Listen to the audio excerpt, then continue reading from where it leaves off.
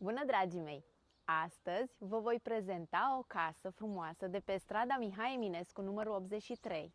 În proximitatea ei se află primăria și școala, iar vis-a-vis se află parcul central.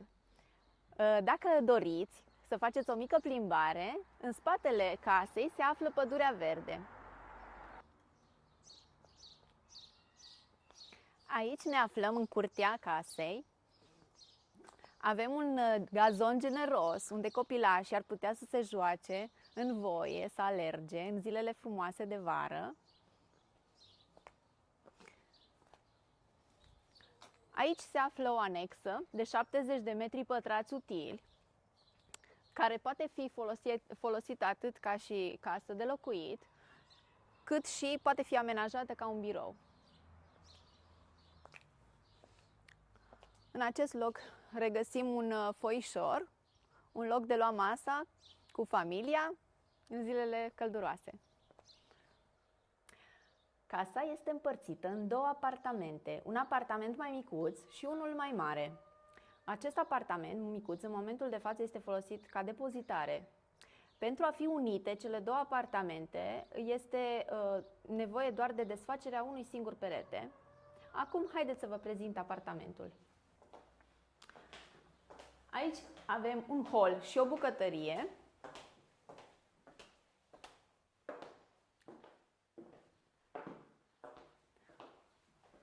Aici un dormitor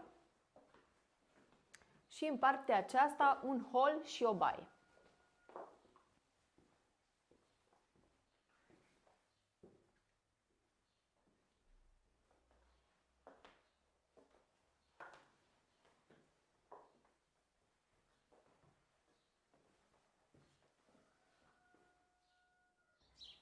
Aici este intrarea principală în casă. Casa are o suprafață de 240 de metri pătrați utili.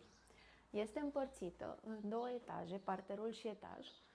Aici regăsim peretele de care vă spuneam că trebuie desfăcut pentru a face legătura dintre cele două apartamente. La parter regăsim living, bucătărie și baie.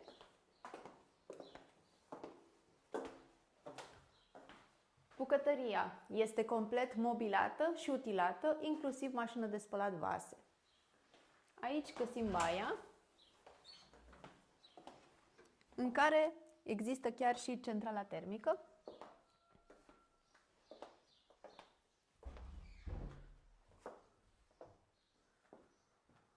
Aici este locul de luat masa și aici e locul de relaxare de pe timpul zilei.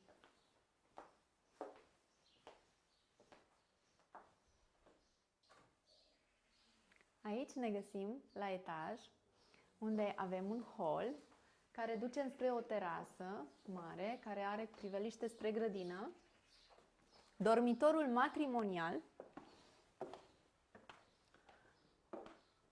un dormitor spațios și foarte luminos.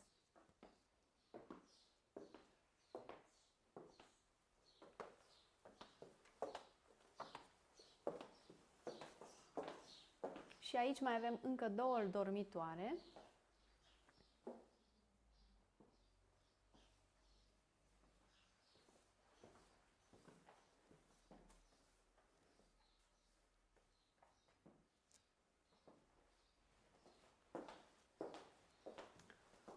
Și baia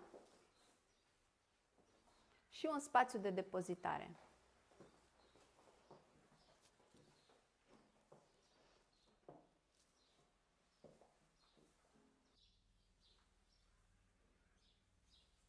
Sunt Rebecca Tocaci, reprezint Remax și vă aștept la vizionări.